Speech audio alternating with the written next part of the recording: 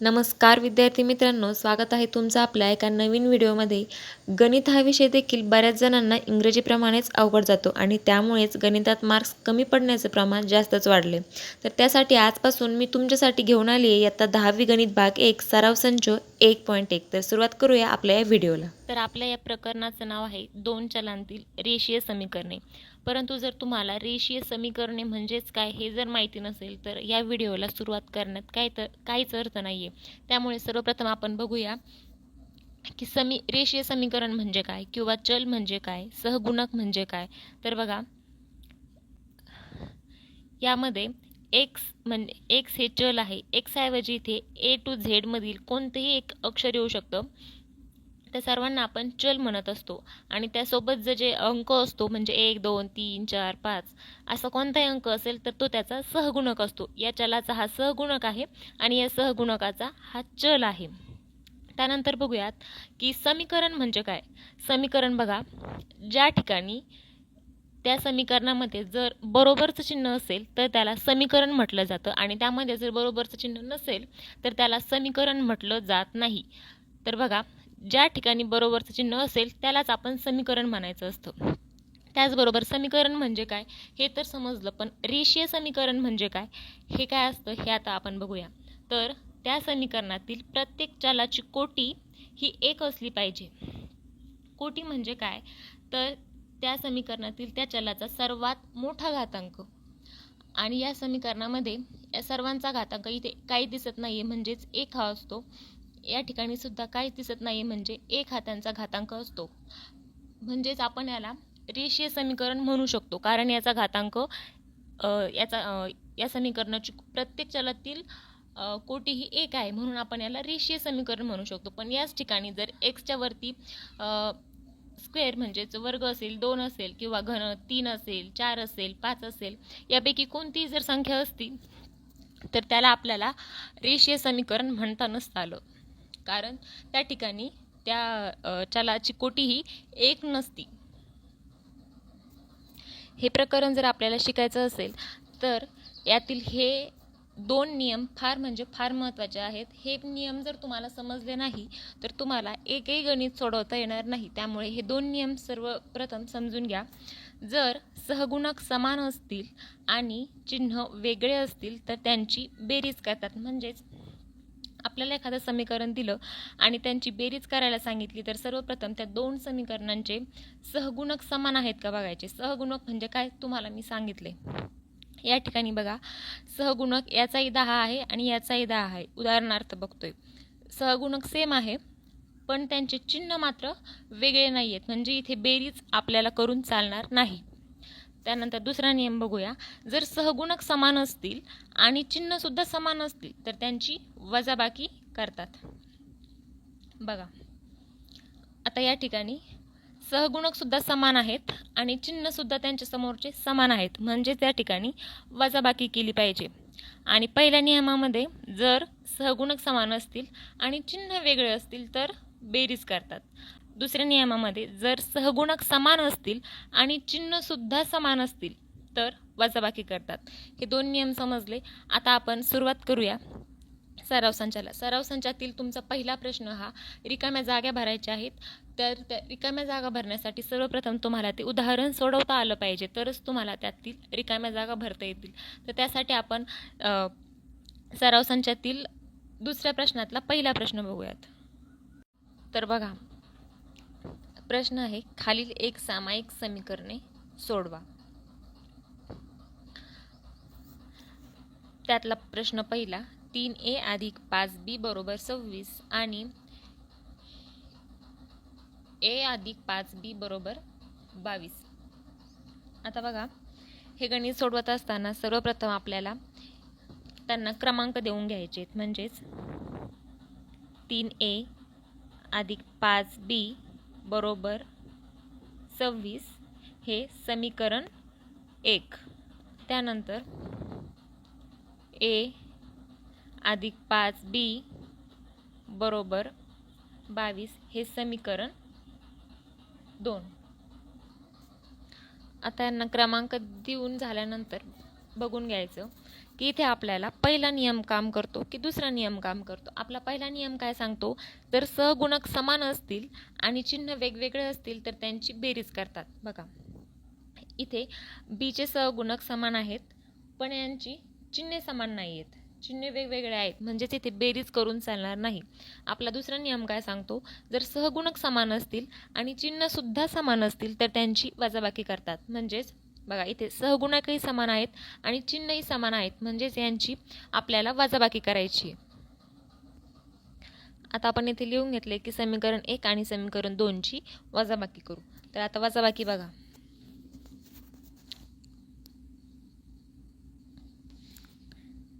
3a अधिक 5b बरोबर 26 आणि समीकरण 2 म्हणजेच a अधिक 5b बरोबर 22. आता वजाबाकी करताना सर्वप्रथम हा नियम लक्षात ठेवायचा की त्यांचे चिन्ह बदलले जातात. तर आपण ते चिन्ह आता बदलून घेऊयात. एचे समोर काहीच नाही आहे म्हणजे इथे अधिकचं चिन्ह असतं, तिथे आपण वजा घेऊया. इथे पण अधिक आहे ते घेऊया आणि इथे सुद्धा काहीच नाही आहे म्हणजे इथे अधिक असतं, तिथे सुद्धा आपण वजा घेऊया. आता हे गणित सोडवूया. इथे 3a मधून 1a गेला म्हणजेच किती राहिले, 2a. त्यानंतर अधिक 5b आणि वजा 5b यांची जर वजाबाकी केली तर उत्तर काय येतं, 0. आपण इथे 0ही लिहू शकतो किंवा आपण याला अशी काट जरी मारली तरी चालते. त्यानंतर 26 मधून 22 गेले 4. आता खाली तर बघा आपलं उत्तर काय आलं होतं, 2a बरोबर 4. तर या ठिकाणी a हा इथेच राहील आणि 2 ही इकडच्या साईडला जाईल म्हणजेच बरोबर चिन्हाच्या पलीकडे. इथे हे 2a साठी गुणाकाराच्या रूपात होते तर ते बरोबर चिन्हाच्या पलीकडे जाणार आहेत, म्हणजेच ते आता 4 सोबत भागाकाराच्या रूपात येतील. 4 भागिले 2. a बरोबर बे बे म्हणजेच a बरोबर a ची किंमत काय आली, 2. आता a बरोबर ही किंमत आपण समीकरण 1 मध्ये किंवा समीकरण 2 मध्ये सुद्धा ठेवू शकतो. तर आपण ही किंमत समीकरण 2 मध्ये ठेवून बघू म्हणजेच आपलं बीचं उत्तर येईल. बघा a बरोबर 2 ही किंमत समीकरण 2 मध्ये ठेवू. आपलं समीकरण 2 काय होतं, a अधिक 5b बरोबर 22. तर आता इथे ज्या ठिकाणी a असेल त्या ठिकाणी आपल्याला 2 ही किंमत ठेवायची म्हणजेच 2 अधिक 5b बरोबर 22. तर आता बघा इथे 5b हे 2 इथे अधिक आहेत तर हे बरोबर चिन्हाच्या पलीकडे गेल्यानंतर वजा होतील म्हणजेच 5b बरोबर 22 वजा 2. 5b बरोबर 22 मधून 2 गेले 2. 22 मधून 2 गेले 20. b बरोबर आता इथे 5 गुणाकाराच्या रूपात होते, हे बरोबर चिन्हाच्या पलीकडे जाणार आहेत म्हणजेच ते आता 20 सोबत भागाकाराच्या रूपात येतील. 20 भागिले 5 आणि b बरोबर 5 चोक 20 म्हणजेच या ठिकाणी आपली b ची किंमत आलेली आहे 4.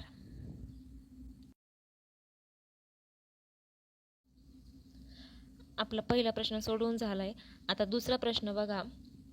दुसरा प्रश्न काय आहे, x अधिक 7y बरोबर 10 आणि 3x वजा 2y बरोबर 7. यांना आपण सर्वप्रथम क्रमांक देऊन घेतलेत. बघा x अधिक 7y बरोबर 10 समीकरण 1 आणि 3x वजा 2y बरोबर 7 म्हणजेच समीकरण 2. त्यानंतर समीकरण 1 ला 3 ने व समीकरण 2 ला 1 ने गुणू. हे असं लिहिलं. यामागचं कारण काय, तर आपल्याला जर यांची बेरीज किंवा वजाबाकी अशी कोणतीही क्रिया करायची असेल तर सर्वप्रथम आपल्याला त्यांचे सहगुणक समान पाहिजेत आणि या ठिकाणी एक्सचे सुद्धा सहगुणक समान नाहीत आणि वायचे सुद्धा सहगुणक समान नाहीत. त्यामुळे आपण समीकरण 1 ला 3 ने म्हणजेच जर आपल्याला एक्सचे सहगुणक समान करायचे असतील तर समीकरण 1 ला 3 ने आणि समीकरण 2 ला 1 ने गुणू गुणवणार आहोत.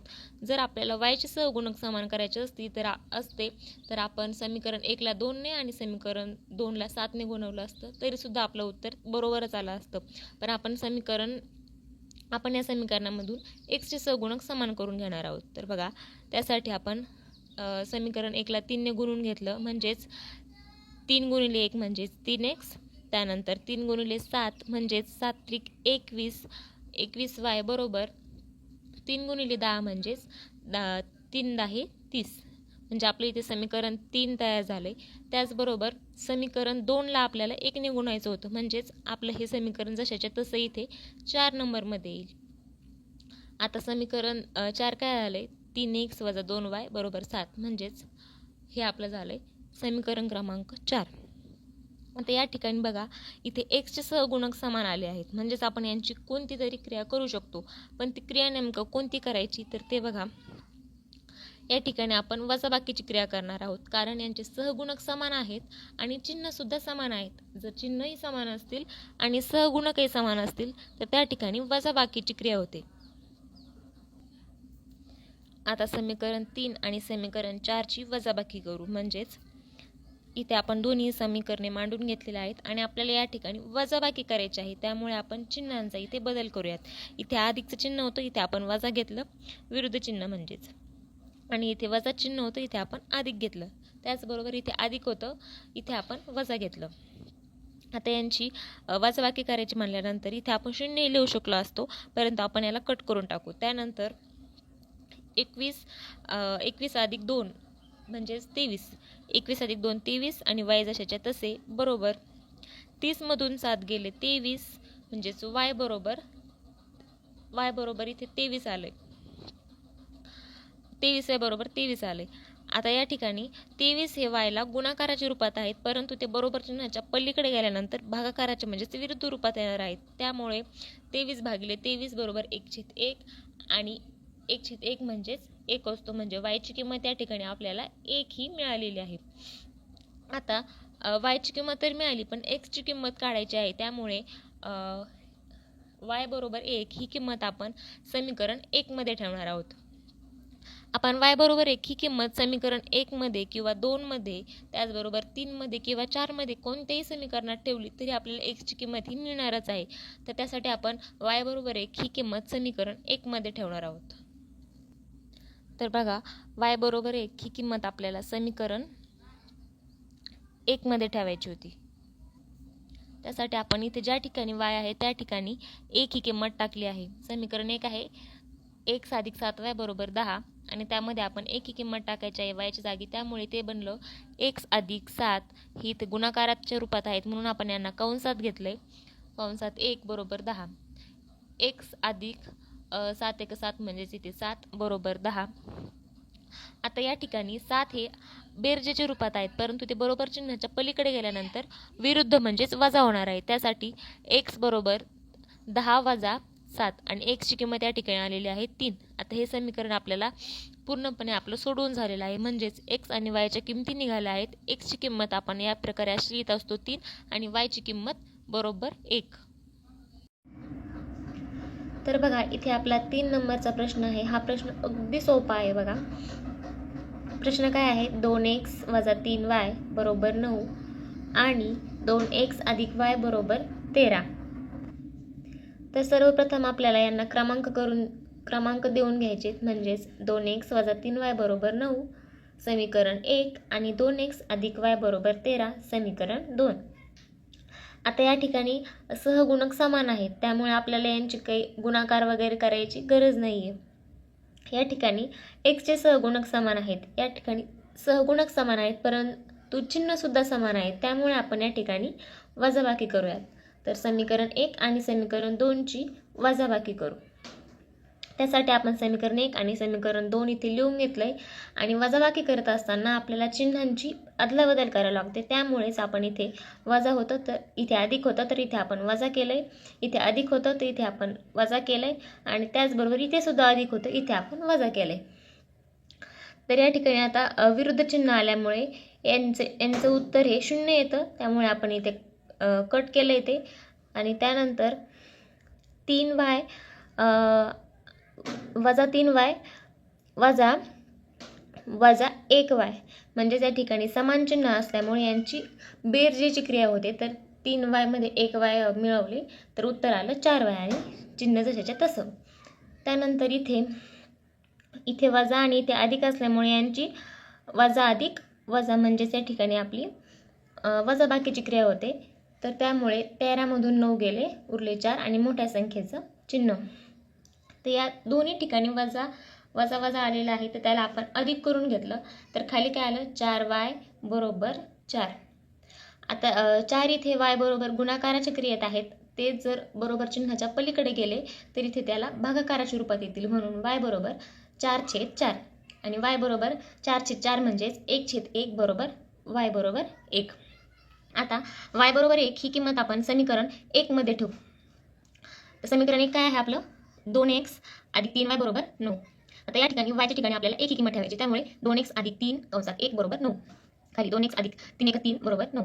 त्यानंतर 3 या ठिकाणी अधिक आहे, तेच बरोबर चिन्हाच्या पलीकडे गेले तर ते विरुद्ध म्हणजेच वजाबाकी होईल, वजाच्या रूपात जातील. त्यामुळे 2x बरोबर 9 वजा 3, खाली 2x बरोबर 9 मधून 3 गेले, उरले 6, x बरोबर 6.